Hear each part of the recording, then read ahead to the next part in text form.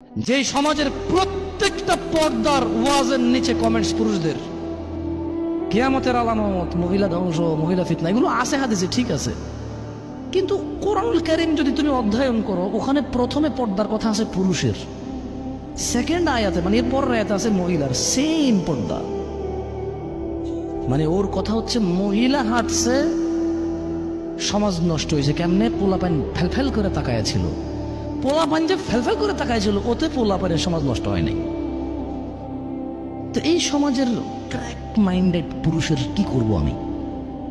কি করব এই অর্ধগলিত পচা বিবেকহীন পুরুষের এই সমাজের বসতিতে?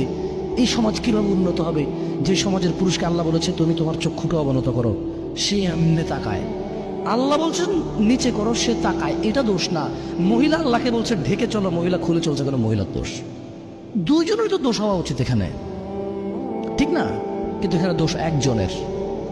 এখানে দোষ কয়জনের? একজনের দোষ। তো মহিলা পুরুষ একসাথে শুয়েছে বিবাহ ছাড়া, এখন বেডিডে আর কেউ বিয়ে করতে পারবে না, বেটা ঠিক বিয়ে করতে পারবে কে রে? দুজন তো সেম কাজ করেছে। বুঝি একজন অপবিত্র হয়ে গেছে, একজন পবিত্র রয়ে গেছে, এটা হয় নাকি? এখানে অপবিত্র কয়জন? দুইজন। যেখানে সমাজে একটা বেডি বিবাহ হয়েছে, জামাই নির্যাতন করে, ওর তালাক হয়ে গেছে, এখন আর কোনো ভালো পুরুষ ওকে বিয়ের প্রস্তাব দেয় না। কিন্তু ওই বেটা ঠিকই টাকার জোরে, গরমে, সামাজিকতা, তার আধিপত্য, তার পরিচিতি, ঠিকই আরেকটা বিয়ে করে ফেলছে। মহিলাটা আগে বিয়ে হয়েছিল, কই অমুক জায়গায়, তো ঘর থাকে নাই না, তালাক হয়ে গেছে, বিয়ে দিয়ে দিছে। আচ্ছা, নিশ্চয়ই বেটির সমস্যা আছে। মানে হাতে বেটা কি এমনি, হাতে কি এমনি বিয়ে করছে, তোর শখে তালাক দিয়ে দিছে। কোনো বেটা চায় তার বেটি তালাক দিয়ে দিতে, সব দোষকার মহিলার। যেখানে বিধবা মহিলাকে কেউ বিয়ে করতে চায় না, যেখানে ডিভোর্সি মহিলাকে কেউ বিয়ে করতে চায় না। আবার আরেক সিস্টেম চালু হয়েছে, এখনো পোলা এক বিয়ে করে নাই, ডিভোর্সি মহিলার পিছনে পাগল। কেন? সুন্নত আল্লাহ নবী সাল্লাল্লাহু আলাইহি ওয়াসাল্লাম বলছে। তুই চিনোস কেমনে রে? তোর চিনার পদ্ধতি কি? হ্যাঁ, উনি খুবই ভালো, বুঝছেন ভাইয়া? ও আচ্ছা আচ্ছা, কেমনে বুঝলাম ভালো? মানে আমি তো আসলে অবজার্ভ করেছি, বুঝছেন, কথাবার্তা বলেছি, চাল চলন খুবই ধর্মভীরু, সবসময় নামাজের কথা, আল্লাহর কথা বলে, সবসময় এগুলা বলে, রাইট? দেখছেন, মানে ও ধর্মভীরু কিন্তু বেটির সাথে কথা কয়। আরে তোমার যদি বিধবা মহিলার ইচ্ছা করে বিয়ে করতে, ঘটককে বলো, কারা বিয়ের মিডিয়া আছে ওদেরকে বলো, তোমার বাপকে বলো যে আব্বা আমি বিয়ে করব, তবে আমি একজন ডিভোর্সি মেয়ে বিয়ে করব।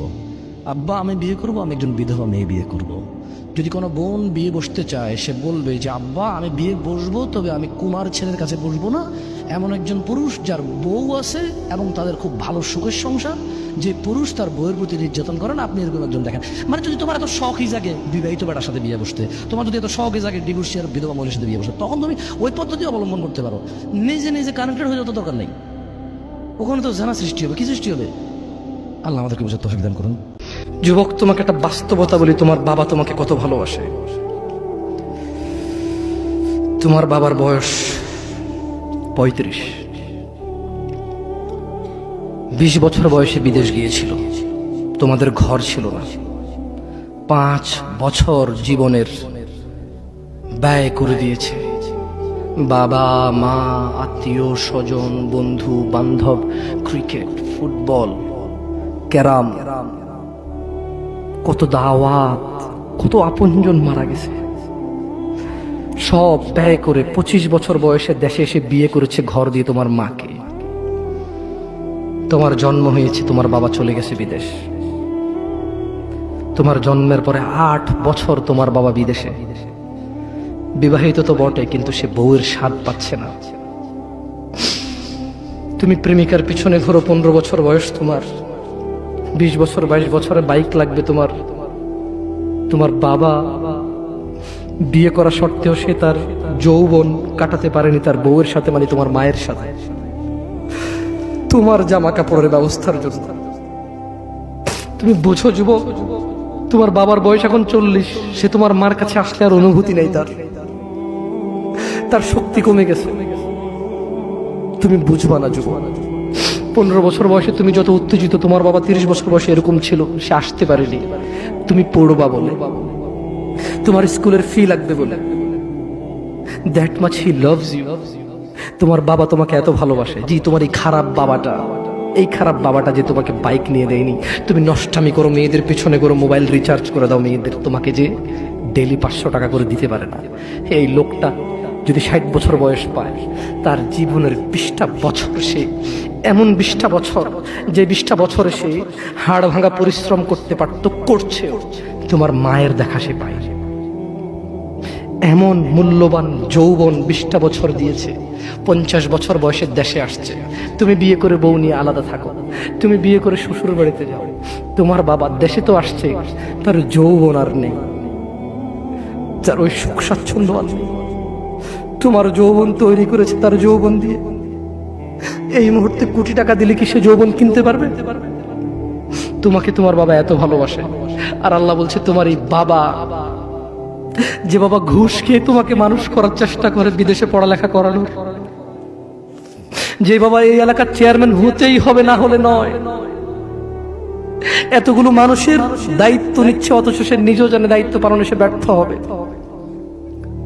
শুধু তোমাকে R15 কিনে দেওয়ার জন্য, শুধু তোমাকে বিদেশে পড়ানোর জন্য। এত মূল্যবান, এত আদরের বাবা।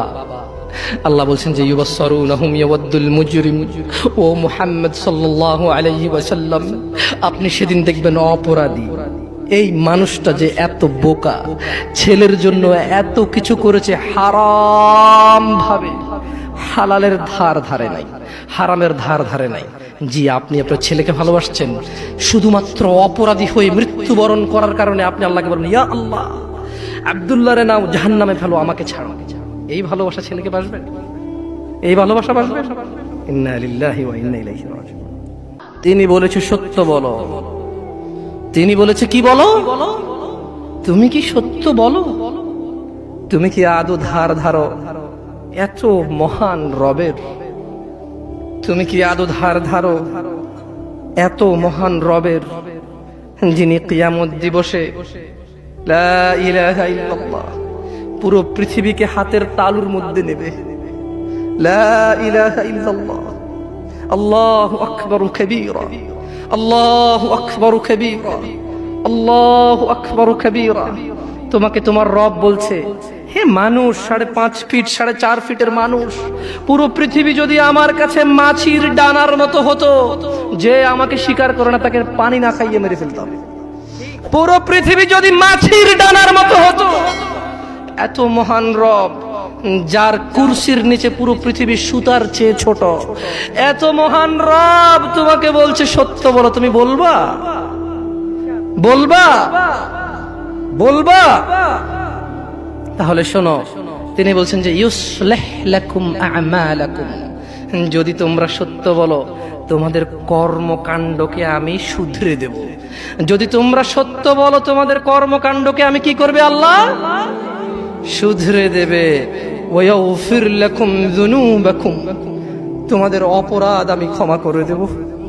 রব তোমাকে সবকিছু করতে বলেনি, তিনি জানে তোমার কষ্ট হবে, তাই রব তোমার জন্য ব্যবস্থা করেছে এমন এমন অনেক নেকির মাধ্যম, যা তুমি না করলেই নেকি। শুকর না খেলে নেকি, মদ না খেলে নেকি, জুয়া না খেললে নেকি, মারামারি না করলে নেকি, গীবত না করলে নেকি, চুরি না করলে নেকি, ডাকাতি না করলে নেকি, জিনা ব্যভিচার না করলে নেকি, গান বাজনা না শুনলে নেকি। দেখেছো, তিনি তোমাকে সব করতে বলেনি, তিনি জানে তুমি দুর্বল, তুমি পারবা না, তাই তোমাকে অনেক কিছু এমন অনেক কিছু বলেছে, থাক করিও না, এটা তোমার নেকি হবে ইনশাআল্লাহ। ইয়া আইয়ুহান নাস ইত্তাকু রাব্বাকুমুল্লাযী খালাকাকুম মিন নাফসিন ওয়াহিদা ওয়া খালাকা মিনহা যাওজাহা ওয়া বাসসা মিনহুমা রিজালান কাসীরান ওয়া নিসাআ ওয়াত্তাকুল্লাহাল্লাযী تساءلون به والأرحام إن الله كان عليكم رقيبا يا أيها الناس يا أيها الذين آمنوا يا شباب يا ناس يا مسلم يا مؤمن يا متقي يا مصلح হে আল্লাহর বান্দা, হে আল্লাহর উপরে যে ঈমান এনেছো, হে আল্লাহর কাছে নিজেকে যে আত্মসমর্পণ করেছো, হে যে নিজেকে আল্লাহর বান্দা মনে করো, তিনি তোমাকে বলেছে তুমি সত্যবাদী, তুমি সত্যবাদী, তুমি সত্যবাদী। তাহলে শোনো, রব তোমাকে বলছে ইয়া আইয়ুহাল্লাযীনা আমানু, হে তুমি যে দাবি করো রবের প্রতি ঈমান এনেছো, ইত্তাকুল্লাহ, আল্লাহকে ভয় করো, ওয়াকুলু কওলান সাদীদা, এবং সত্য কথা বলো, এবং এবং সত্য কথা বলো। কে বলেছে? তিনি কে? জমিনের মালিক, আসমানের মালিক, মুসলিমের মালিক, কাফেরের মালিক, জান্নাতের মালিক, জাহান্নামের মালিক, আকাশ থেকে জমিন পর্যন্ত যত কিছু তুমি জানো, তুমি জানো না, সব কিছুর মালিক কে?